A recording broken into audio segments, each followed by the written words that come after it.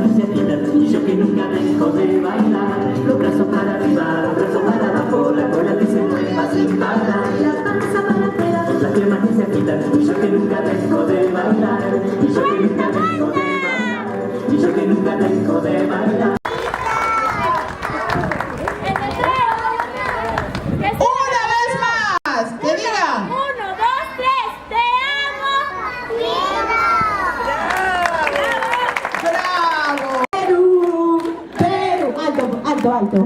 Muy bien, entonces, ahora sí, chicos, todos abajito, mientras los papitos van tomando la fotito, sonrían, porque todas las cámaras, Daniel, sonríe, hijito, saca la manito de ahí, ya están todos los niños de 3 añitos B, el aula, niños creativos, están preparados, entusiasmados, para presentar esta gran sorpresa el día de hoy. Sí, ahí viene, llegó Perú. Muy bien, ese gol. Ya está, ahora sí estamos listos, pero antes de empezar, ¿qué tal si les brindamos un fuerte y caluroso aplauso? Por favor, que se sienta la emoción. Listo.